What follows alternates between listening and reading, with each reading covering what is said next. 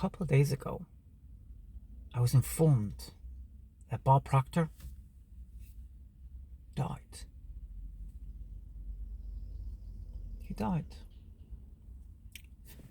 I was shocked. I was taken aback. I couldn't really believe it. What happened to Bob Proctor? Bob Proctor told us that he's young. He said, I'm 87 years young. I have more energy, enthusiasm, determination, and vigor than a 20-year-old, than many 20-year-olds. That's what he used to say. He said this a couple of months ago, actually. And all of a sudden, February 3rd, I was shocked. Death is a teacher. Death is everybody's teacher, and nobody escapes the teacher called death. And if you know this, you have life. That's the ironic thing about the beauty of life. If you believe in the teacher called death, your life is more fruitful, your life is more livable, and your life is more productive. It's fascinating.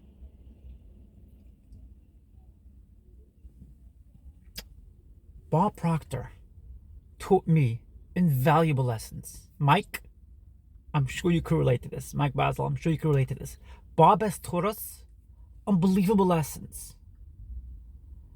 Bob has taught us, and he's done this with repeated messages, which he repeated again and again. He would say to people, your paradigm is a result of those repeated habits which you got from your forebears, from your parents, from your teachers who reinforced those ideas.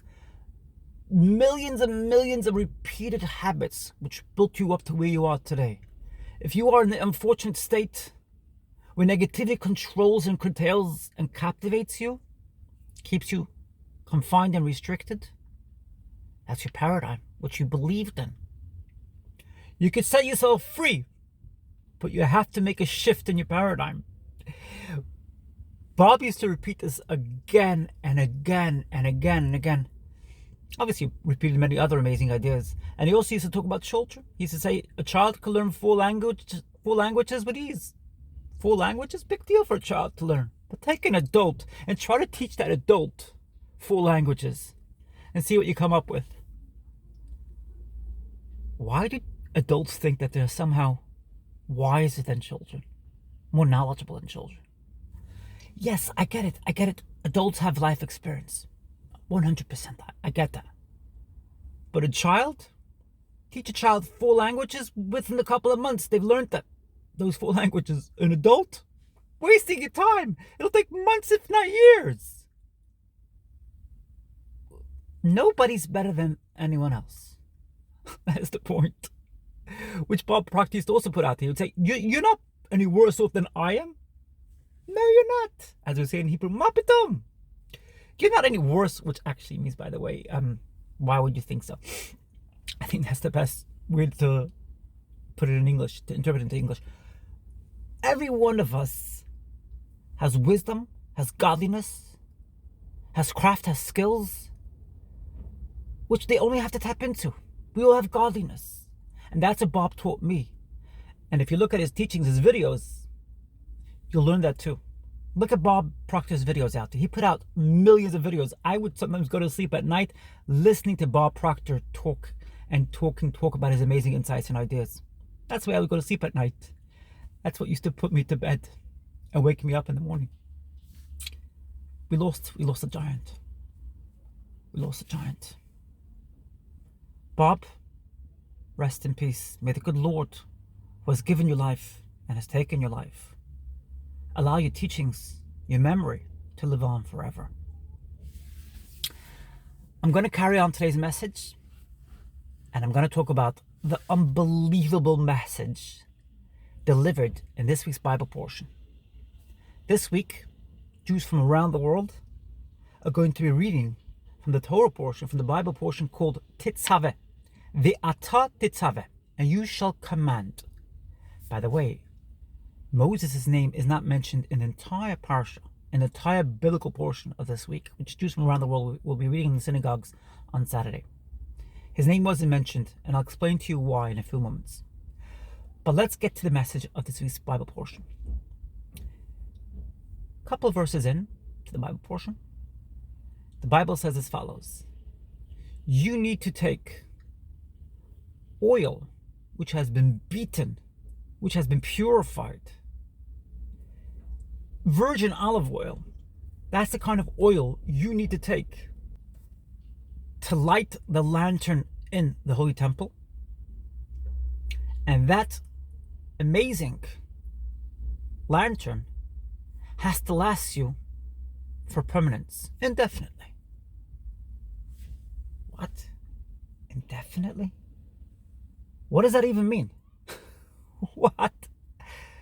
Have you ever taken a lantern and kept it alight indefinitely? Never goes out? It's impossible, by the way. Maybe you've done it. I don't know. I'll give you that. If you've done that, if you could light a candle or a lamp or oil burning a lamp or a candle for that matter, and you can make it lit forever, I'd like to see it. I'd like to see your invention. It's impossible. So what is the meaning of this biblical passage? What is going on here? I'll explain.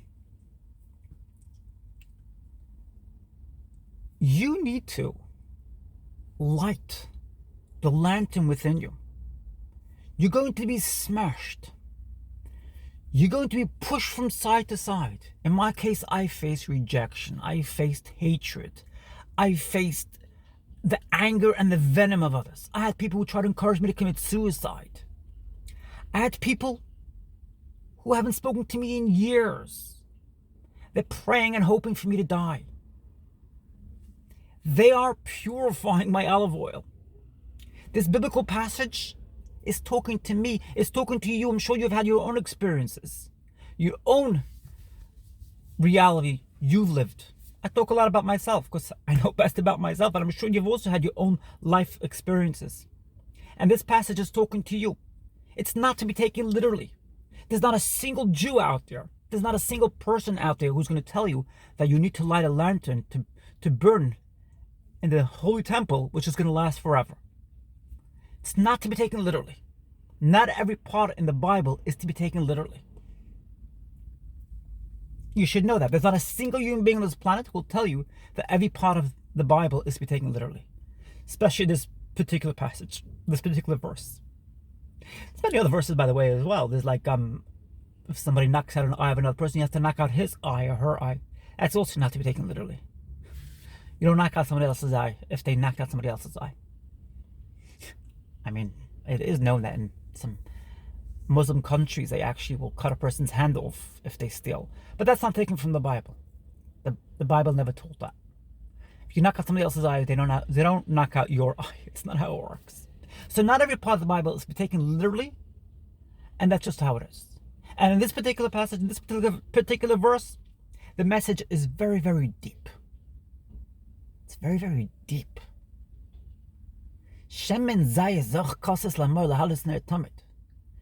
You need to have virgin olive oil, which has been beaten, which has been purified, which has been concentrated, in order for your lamp, your light, your lantern to be permanently lit. Now, by the way, don't be mistaken here. You cannot light your lamp. You can't keep your lamp lit either, indefinitely. It's impossible. So don't even try it. The point is, you need to aim for perfection, but know that you never will get perfection. You never will get perfection. It's impossible. I mean, think about it. Bob Proctor, a giant, a genius. He's gone. And death is the teacher, which everybody knows. I heard this from Michael Singer this week. I found this amazing book called, what's the name of Michael Singer's book? The Untethered Soul. It's an amazing book. In that book, which by the way, I'm on round 2 now, and I've also purchased a hard copy, actually a soft copy, a copy of it. I'm going to finish that book too. Audiobook, the written format. In any case, Michael Singer says that death is everybody's teacher. Nobody escapes the teacher called death. And if you understand that, you live life to its fullest. And when other people curtail you, try to make you feel inferior, not so good, allow the genius, the giant, the life inside of you, the God inside of you, to remain lit, to remain lit indefinitely. And if you fall, and by the way, you're going to fall. Everybody goes through falls and fails, trials and tribulations. Everybody does that. Don't be disheartened.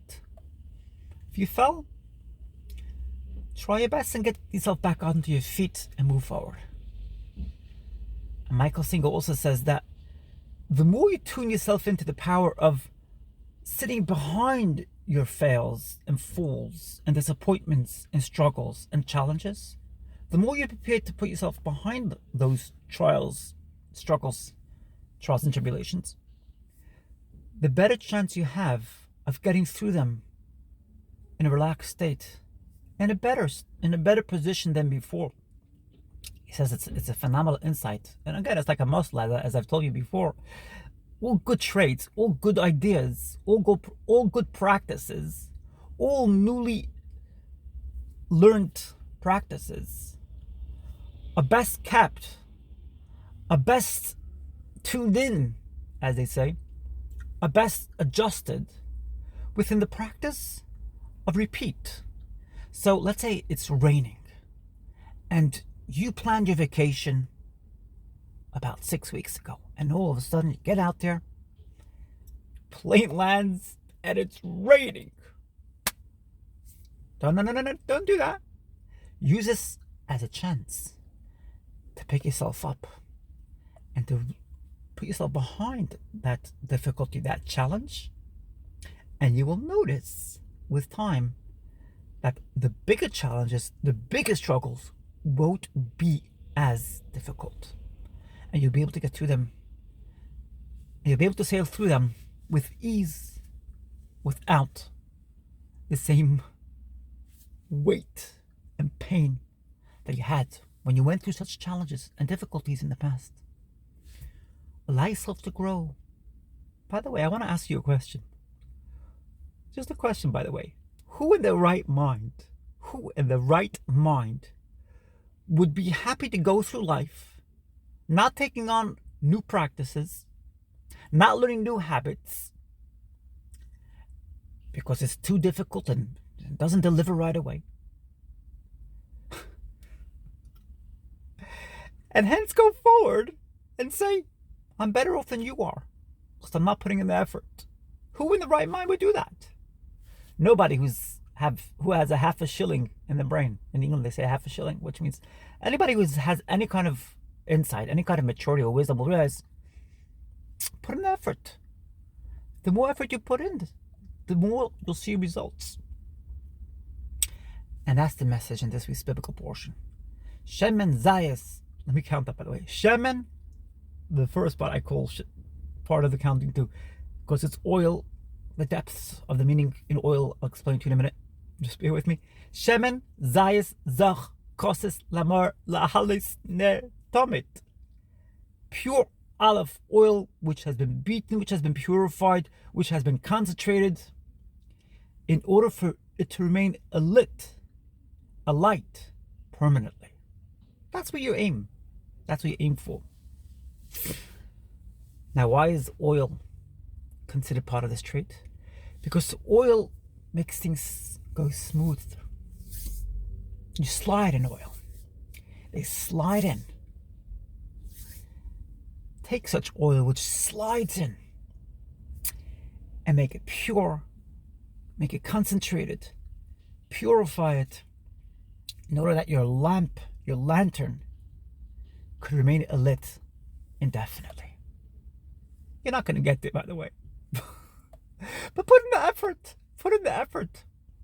Because even if it's imperfect, at least it's nearer to perfect than it was the day before. Now, why is Moshe not mentioned in this week's biblical portion? Why? Because many people had this mistaken belief, this mistaken idea that Moses was perfect. Moses was perfect. And Moses wanted us to know, no, I'm not perfect. And nobody's going to be perfect. You're looking for perfection? You're never going to find it. Nobody gets to a place of perfection, of completeness. Everybody, by the way, everybody dies. I promise you, you've never seen a person who didn't die. Every single person dies, and that means you're imperfect. If somebody who dies is imperfect. That's the way I put it. You want to claim to have something over me? Some kind of perfection over me? Are you going to die one day? That's the way I calibrate these things. Moses wants us to know, I'm a human. And you're also human. Aim for perfection. Moses aimed for perfection. Moses aimed for godliness. But he didn't want his name within this week's biblical portion. He asked for it to be omitted. Powerful. And by the way, there's not a single biblical portion which has Moses' name as the name of that biblical portion. What does that tell you? You don't have to have your name everywhere. You know, it's interesting. I noticed recently that my viewers here on YouTube have been going down, decreasing. And I thought to myself, what is God trying to teach me here? What is the lesson here? Is it a sign for me to pack up and surrender? Like everybody else would do? Like many others would do, for that matter? No! That's not Jessica Maiden. Jessica Maiden's all about purified, concentrated oil which has come out strong and better as a result of that challenge, of the struggle. I decided it's God's lesson to teach me, Jessica. Keep up at it. Keep up at it. Sometimes you'll see just disappointment. You'll see steps back. You'll see 2 steps forward and 8 steps back. Don't worry about it. Don't take it too seriously. Life is not that serious. And that's also something which, by the way, Bob Proctor has taught me. Don't take life too seriously. And if you don't get as many viewers, maybe some people can't relate. Maybe some people prefer to live in a lower paradigm. Maybe they're not ready for your videos yet. You keep on shining your light. You keep on aiming for that perfection. At times there's going to be disappointments along the way. Be prepared for it. As Les Brown says, there's Murphy's Law. He describes what happened to him when on occasion he was so excited, he was so successful within his business, and he had a packed crowd. I think there were thousands of people who attended one of his conferences, thousands of people in the audience, and it was finished, and he gets out there and he meets his girlfriend, so excited, and she's like, our relationship's over. He's like, yeah, that's amazing, I had so many people. She's like, our relationship's over. And Les Brown's like, oh, our relationship's over. Yeah, but the conference was amazing. There were so many people in attendance, and I put out such powerful, empowering messages. She says to him, Les, are you hearing? Our relationship is over. Les Brown says, Murphy's Law is going to hit you at times in places which you never expected. Just persevere. Be determined. Allow the internal light inside of you to keep on burning. And you will eventually see results. He describes many stories of disappointment he had. Many disappointments he had. And I've heard from the likes of Lisa Nichols, Tony Robbins, and many others who went through trials and tribulations before they reach their level of success. Success doesn't come in a vacuum. It doesn't come overnight. It takes time, and you face trials and tribulations, and people will mock and ridicule you. In my case, I had people who tried to encourage me to commit suicide. I had people who told me that they hope I die. I had one individual, former family member, who told me that he'll take my supporters and drown them in the river. That's my olive oil, which has been concentrated, which has been beaten, which has been purified. And it will remain lit indefinitely. Not indefinitely, but we're going to aim for that perfection. And if we don't get to perfection, which we don't expect to get to, because nobody gets to perfection, that's also good. I love you all. I look forward to your amazing comments in the comment section down below. Thanks so much again, Mike, for your amazing feedback. Great stuff, great insights. Thanks, Beth, and for so many others who have left your amazing, amazing feedback. I love you. I look forward to your amazing comments. And why not share this message with many others? Let's share the light. Let's spread the light in the world. Let's spread that light and not deprive anybody of the amazing light which I share out there. I love you. I look forward to your amazing like. I look forward to your amazing subscribe button if you haven't pressed it yet. Have a great Shabbat. Have a great weekend. I love you. You are amazing. You're an amazing being. And your life is precious. I love you.